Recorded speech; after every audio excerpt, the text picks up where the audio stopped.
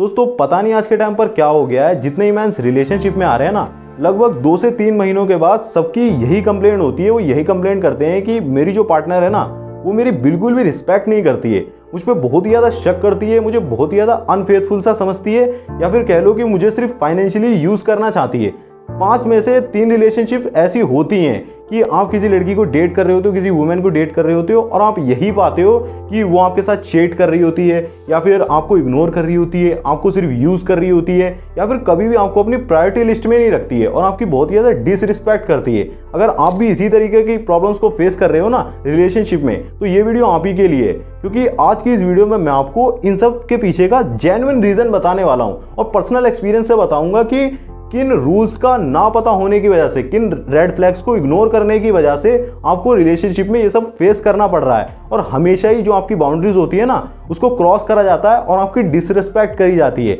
मतलब आप इतना ज़्यादा जलील क्यों हो रहे हो, इससे आप खुद को कैसे बचा सकते हो, एक टॉक्सिक इंसान को पहचान कैसे सकते हो, और साथ ही क्यों जो वुमेन्स होती हैं आपकी बाउंड्रीज की रिस्पेक्ट नहीं करती हैं, सब कुछ ही आज की इस वीडियो में बहुत ही इजी लैंग्वेज में डिटेल में बताने वाला हूं। तो वीडियो में लास्ट तक बने रहें। सवाल यहाँ पर रिलेशनशिप्स को चेंज करने का है ही नहीं, क्योंकि आप कितनी रिलेशनशिप्स को क्यों ना चेंज कर लो, कितने पार्टनर्स को क्यों ना चेंज कर लो, लेकिन अगर आपको इन रूल्स के बारे में नहीं पता है ना, इन रेड फ्लैग्स के बारे में नहीं पता है, तो आप हमेशा ही एक टॉक्सिक रिलेशनशिप को ही बिल्ड करने वाले हो, जो कि कभी भी जाकर एक स्ट्रॉन्ग या फिर ट्रस्टवर्दी रिलेशनशिप में नहीं बिल्ड हो पाएगी। वो हमेशा ही आपकी बाउंड्रीज की डिसरिस्पेक्ट करता रहेगा या फिर करती रहेगी, और आप इसी तरीके से जलील होते रहोगे। तो जानो कि कैसे आप एक रिलेशनशिप को एक बेहतर मोड पर ले जा सकते हो और भी ज़्यादा ट्रस्टवर्दी स्ट्रॉन्ग बना सकते हो। अब इन रियलिटी ये समझ लो कि ज़्यादातर जो लोग होते हैं ना, वो उसे ही ब्लेम करते हैं। मतलब वो कहते हैं कि शुरुआत में तो वो काफ़ी ज़्यादा अच्छी थी, काफ़ी ज़्यादा गुड वूमेन थी, उसकी ब्यूटी भी काफ़ी ज़्यादा मुझे अच्छी लगी थी, बट धीरे से अचानक से पता नहीं क्या हुआ, वो पूरी तरीके से बदल गई। उसने बिल्कुल ही अपना जो बिहेवियर है ना, वो पूरी तरीके से चेंज कर दिया। वो मेरे से बहुत ही ज़्यादा झूठ बोलती है, मुझे हर बात में झूठ बोलती है, बहुत ही ज़्यादा झूठी है।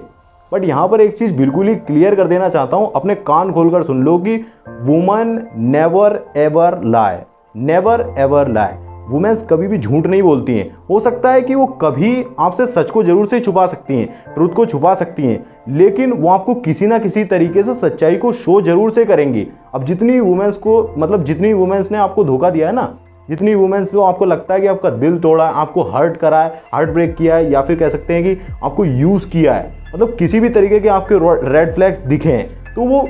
डे 1 से ही आपको रेड फ्लैग्स शो कर रही थी। आपने उसे इग्नोर करना चुना। वो पहले से ही आपको बता रही थी कि मेरे इतने सारे एक्सेस रह चुके हैं, इतने बॉयफ्रेंड हैं, जो भी आपको बताया वो आपने ही चुना कि हाँ मैं तो संभाल लूंगा, रिलेशनशिप बेहतर हो जाएगी। आपने उसे इग्नोर करा क्योंकि आप उस समय मदहोश थे ना। इस चीज़ को हमेशा ही याद रखो, एक वुमेन जब भी किसी मैन के साथ रिलेशनशिप में आती है ना, तो अपने रेड फ्लैग्स को स्टार्टिंग से ही जरूर से शो करती है। भले ही वो इतने ज़्यादा एक्सप्रेसिव ना हो, इतना ज़्यादा आपको डायरेक्टली ना बताए, लेकिन उन्हें एक्सप्रेस जरूर से ही करती है। जैसे कि वो अपनी ड्रेसेस से ये बता सकती है वो कितनी ज़्यादा प्रोवोकेटिव है, यानी कितनी ज़्यादा उत्तेजक है। या फिर हो सकता है कि वो अपने एक्सिस के बारे में बात कर सकती है कि उसका एक्स कितना ज़्यादा टॉक्सिक था, वो उससे बातें करती थी, वो अभी उससे प्यार करती है, या फिर वो कितना ज़्यादा रूड नेचर वाला था। वो ऐसा करके भी आपको शो करेगी, अपने ट्रेड्स को जरूर से शो करेगी। या फिर कह लो कभी कभी आपके साथ सेक्सुअली बिहेव करके या फिर सेक्सुअल बिहेवियर शो करके वो आपको ये दिखा सकती है कि वो सेक्सुअली कितनी ज़्यादा लिबरल है, यानी कि उदार है। जैसे कि एक रियल लाइफ का एग्जांपल देता हूँ, पर्सनल एक्सपीरियंस से बता रहा हूँ, ध्यान से सुनना।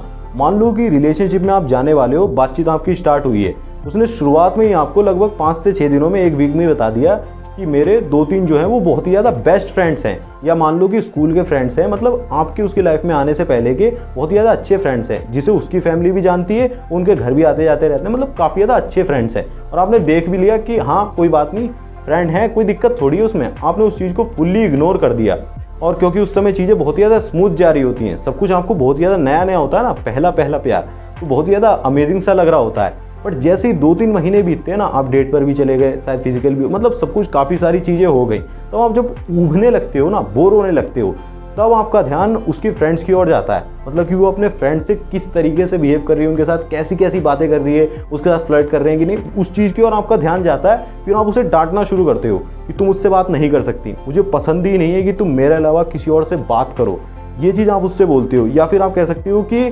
मतलब मेरे को इतना ज़्यादा बुरा लगता है ना कि तुम मेरे को छोड़कर किसी और के साथ बात कर रही हो, मैं ऑनलाइन हूँ, मुझसे बात नहीं है, मतलब आपका झगड़े होना शुरू हो जाते हैं, और वहीं से रिलेशनशिप है ना वो टॉक्सिक होना शुरू हो जाती है। अब यहाँ पर आपको लगेगा कि वो अचानक से बदल गई, ऐसा क्या हो गया, मैंने तो ऐसा कुछ करा भी नहीं, गलती यहाँ पर आपकी है। वो हमेशा से ही आपको रेड फ्लैग शो कर रही थी, उसने तो रिलेशनशिप की स्टार्टिंग में बताया था ना। अब आपको ये समझना चाहिए था कि ये रेड फ्लैग है, अब आपने इग्नोर कर दिया, अब आप बाद में उस चीज़ से परेशान हो रहे हो। उस चीज़ को आपने इग्नोर करना चुना, वो आपकी गलती थी। जैसे कि एक और चीज़ से समझ लो, उसने रिलेशनशिप की शुरुआत में ही बोल दिया कि मैं अपने पेरेंट्स के मुताबिक ही शादी करूंगी, जहां वो बोलेंगे उनके हिसाब से शादी करूंगी। लेकिन जैसे जैसे रिलेशनशिप आगे बढ़ी, आपने उस चीज़ को उस समय तो इग्नोर कर दिया था बिल्कुल, लेकिन अब उसकी शादी उसके पेरेंट्स ने कहीं और तय कर दी। तब आप उस पर आरोप लगा रहे हो कि तुमने मेरे साथ चीट करा, तुमने मुझे धोखा दिया, तुम गद्दार हो, ये वो। भाई क्यों?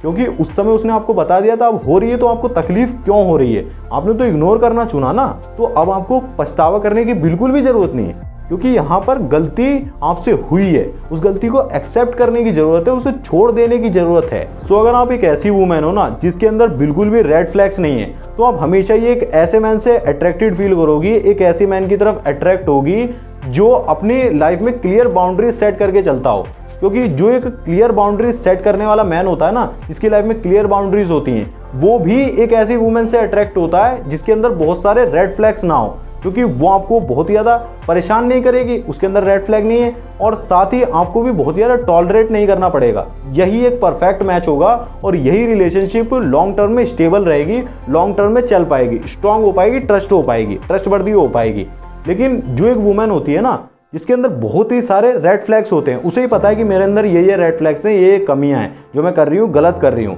तो वो हमेशा ही एक ऐसी मैन को सिलेक्ट करने की तलाश में रहेगी, एक ऐसी मैन को ढूंढेगी जो बहुत ही ज़्यादा लो सेल्फ स्टीम वाला मैन हो। मतलब जिसे ना ही अपने लिए स्टैंड अप लेना आता हो, मतलब स्टैंड करना आता हो कि मैं अपने हक के लिए कैसे लड़ सकता हूँ, ना ही वो उसके रेड फ्लैग्स को नोटिस कर सके, और ना ही उसे ये पता हो कि वो अपनी लाइफ में क्लियर बाउंड्रीज को सेट कैसे कर सकता है। अब ये क्लियर बाउंड्रीज जो मैं बार बार बोल रहा हूँ, इसके बारे में वीडियो के लास्ट में बताऊंगा। फिलहाल मैं ये आपको बताता हूँ कि अगर आप एक लो सेल्फ स्टीम वाले मैन हो ना, जो हमेशा ही रिलेशनशिप के अंदर कनेक्शन को ज़्यादा इंपॉर्टेंस देते हो, मतलब कनेक्शन को ज़्यादा वैल्यू देते हो, बजाय इसके कि रिलेशनशिप में वो आपको कितनी रिस्पेक्ट दे रही है, रिस्पेक्ट से ऊपर हमेशा कनेक्शन को ही रखते हो, तो आप कॉन्सिस्टेंटली यही पाओगे कि आपको रिलेशनशिप में मैनिपुलेट किया जा रहा है, आपके ऊपर चीट किया जा रहा है, या फिर आपको डिसरिस्पेक्ट किया जा रहा है। इसी से वो पहचानती है कि आप एक लो सेल्फ स्टीम वाले मैन हो। तो सबसे पहला सिग्नल ये होता है जो वुमेन्स को ये दिखाता है कि आप एक लो सेल्फ स्टीम वाले मैन हो, वो यही होता है जब आप उसकी फिजिकल ब्यूटी से बहुत ज़्यादा इंप्रेस्ड नजर आते हो। मतलब ऐसा लगता है कि आपकी आंखें एकदम से फट गई, चकाचौंध सी हो गई। और जब आप उसकी फिजिकल ब्यूटी से बहुत ज़्यादा इंप्रेस्ड होते हो ना, तो वो आपके ऊपर कंट्रोल हासिल कर सकती है, वो आपको इजीली मैनिपुलेट भी कर सकती है और पावर हासिल कर सकती है। क्योंकि फिजिकल ब्यूटी वो जितना ज़्यादा आपको दिखाएगी, सेक्सुअली अट्रैक्ट करेगी, उतना ही आप उसके लिए सब कुछ करने के लिए तैयार हो जाओगे। हिस्ट्री के काफ़ी सारे एग्जाम्पल मैंने आपको दिए ना सीडक्शन वाली सीरीज़ में। ईवा और पैरोन का एग्जाम्पल, क्लियोपैत्रा जो क्वीन थी एक, मतलब इजिप्ट की, वो बन के घूम रही थी, काफ़ी सारे उसने, मार्क एंटोनी, बहुत ही सारे राजाओं को सीड्यूस करा था। याद रखो, दुनिया की सबसे अट्रैक्टिव वुमेन भी एक ऐसे मैन के प्यार में पड़ सकती है जो कि इतना ज़्यादा अट्रैक्टिव ना हो, लेकिन तभी जब वो सिर्फ उसकी फिजिकल अपीयरेंस से इतना ज़्यादा इंप्रेस्ड ना दिखे, इतना ज़्यादा प्रभावित ना दिखे। लेकिन वहीं पर जो वुमेन इतनी ज़्यादा अट्रैक्टिव नहीं होती है ना, वो डिसरिस्पेक्टफुल हो जाएंगी और ऐसे मैंस के साथ अपनी बाउंड्रीज को तोड़ देंगी जो उसकी ब्यूटी से ही इंप्रेस्ड हो, क्योंकि वो इसे एक पावर गेम प्ले समझती हैं। और जब आपके पास बहुत सारी वुमेन्स से बात करने का एक्सपीरियंस नहीं होता ना, मतलब आज तक आपने बहुत सारी वुमेन्स से बात नहीं करी है, तो इस चीज़ को जो वुमेन्स होती है ना, वो बहुत ही ईजिली स्मेल कर लेती हैं, बहुत ही ईजिली सेंस कर सकती हैं। और जब आप उन्हें ऐसे दिखा देते हो कि मैं एक लो कैटेगरी का मैन हूँ, मतलब लो सेल्फ स्टीम वाला मैन हूँ, वो समझ जाती हैं, तो वो फिर आपकी बाउंड्रीज को पुश करेंगी, उन्हें तोड़ने का ट्राई करेंगी, लाइक आपको चीट करेंगी, आपको इग्नोर करेंगी, आपको यूज़ करने की कोशिश करेंगी। और उन्हें पता है कि आप कहीं भी नहीं जाने वाले हो, क्योंकि बिकॉज आपने उनको अपना सब कुछ दे दिया है। उन्हें पता है कि ये और किसी से बात तो इसने आज तक करी नहीं है, ये और किसी से नहीं कर सकता है, क्योंकि ये एक लो सेल्फ स्टीम वाला मैन है, इतना कॉन्फिडेंस ही नहीं है ना। आप भी ये सोच के बैठ गए हो कि कुछ भी हो जाए, कितना भी डिसरिस्पेक्ट कर दे, कितना भी मेरे को चीट कर ले, डिसलॉयल बिहेव करे, कुछ भी करे, लेकिन मैं इसे छोड़ के नहीं जाने वाला हूँ। बट ये चीज़ सही नहीं है। जब वुमेन बहुत ही ज़्यादा अट्रैक्टिव सी होती है, बहुत ही ज़्यादा ब्यूटीफुल सी होती है, मतलब एकदम अप्सरा की तरह होती है, लेकिन फिर भी वो आपके साथ रिलेशनशिप में नहीं आना चाहती है, आपसे बात तो करना चाहती है, आपकी अटेंशन की भी भूखी है, लेकिन रिलेशनशिप में नहीं आना चाहती है, तो फिर आप उसे अटेंशन देना उतना बंद कर देते हो, उसे इतना ज़्यादा प्रायोरिटी नहीं देते हो, अपने काम पर फोकस करते हो, इतनी ज़्यादा इंपॉर्टेंस शो नहीं करते हो। तो उसे ये रियलाइज़ होता है, वो ये लर्न करना सीखती है कि यहाँ पर सिर्फ फिजिकल ब्यूटी से काम नहीं चलने वाला है, मैं अपनी फिजिकली अपीयरेंस से काम नहीं चला सकती, मुझे इसको रिझाने के लिए, इसको अपने पीछे लगाए रखने के लिए, अपने प्यार में रखने के लिए और भी कुछ देना पड़ेगा। लाइक वो आपकी रिस्पेक्ट करना सीखती है, या फिर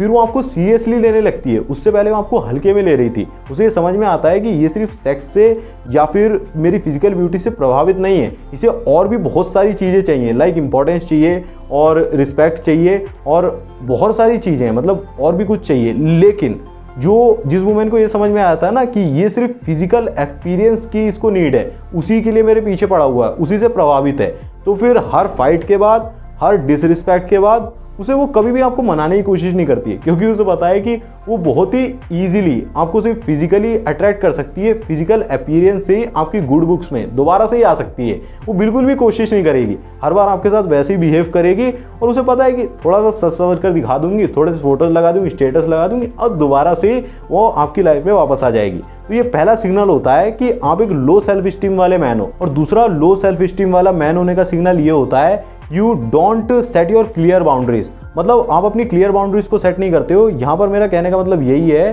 कि आपके साथ, आपको लगता है कि आपके साथ डिसरिस्पेक्ट कुछ हुआ है, वो आपकी डिसरिस्पेक्ट करती है और आपको ऐसा महसूस भी होता है कि यहाँ पर मेरी बेइज्जती हुई है, लेकिन फिर भी आप अपने लिए स्टैंड नहीं करते हो, आप चुप रहते हो, आप हमेशा ही पीस को चुनते हो, उससे डरते हो, उसको कहते नहीं हो कि तुम मेरे साथ गलत क्यों कर रही हो। तो यहाँ पर भी समझ लो कि आप एक लो सेल्फ स्टीम वाले मैन हो। अब जब एक मैन हमेशा ही पीस को चुनता है, शांति को ही चुनता है, वो भी अपनी रिस्पेक्ट के बदले में, भले ही उसकी सेल्फ रिस्पेक्ट की धज्जियां उड़ जाए, लेकिन उसे तो शांति प्रिय है, वो कभी झगड़ा नहीं करता है, लड़ाई नहीं करता है। तो ऐसे मैन हमेशा ही अपनी वुमेन को खोने ही वाले हैं, और हो सकता है कि उसने खो दिया हो, वो उसने उसे अपने दिमाग से निकाल दिया हो, बिकॉज उसे भी तो पता है ना कि मैंने इसके साथ कुछ डिसरिस्पेक्ट वाला करा, इसकी बेइज्जती करी है। उसे भी ये चीज़ पता है, उसके एक्शंस का उसे पता है, और उसे ऐसा लगता है कि जब ये इतना नामर्द है, ये अपने लिए स्टैंड नहीं कर पा रहा है, अपने हक के लिए लड़ पा रहा है, तो ये घंटा मेरे हक के लिए लड़ेगा, कहीं मेरी बेइज्जती हो रही होगी, घंटा ये मुझे बचाएगा। तो अब मैं ये भी नहीं कह रहा हूँ कि बिल्कुल ही उस पर चिल्लाने लग जाओ, बिल्कुल ही उस पर चढ़ जाओ, जाके बिल्कुल ही उसे मारने कूटने लग जाओ, गाली देने लग जाओ, ऐसा बिल्कुल भी नहीं है। बट आपको ये महसूस होना चाहिए कि कहाँ पर आप अनकंफर्टेबल हो, कहाँ पर आपकी डिसरिस्पेक्ट हो रही है, उसके लिए आपको जरूर से स्टैंड लेना ही चाहिए। ऐसा नहीं कि वो मुझे छोड़कर चली जाएगी इसलिए मैं डर रहा हूँ, ऐसा बिल्कुल भी नहीं होना चाहिए। ये आपको एक लो सेल्फ स्टीम वाला मैन दिखाता है। और अगर ऐसा होता है, एक बार आप दोनों की बातचीत हो गई, आपने उसे ये बता दिया कि मुझे तुम्हारा बिहेवियर बिल्कुल भी पसंद नहीं है, जब तुम इस तरीके से चिल्लाती हो ना, इस तरीके से बर्तन तोड़ती हो, कुछ भी लड़ाई वगैरह, आपने उसे बता दिया कि मुझे पसंद नहीं है, लेकिन फिर भी वो again and again and again मतलब उसी बिहेवियर को रिपीट कर रही है, तो आप हर बार तो सहोगे नहीं और आपको सहना भी नहीं चाहिए। वहां पर आपको क्या करना है, उसे पत्थर की तरह पकड़ कर नहीं रखना है कि मैं तो इससे अपनी रिस्पेक्ट करवा कर ही रखूंगा, मैं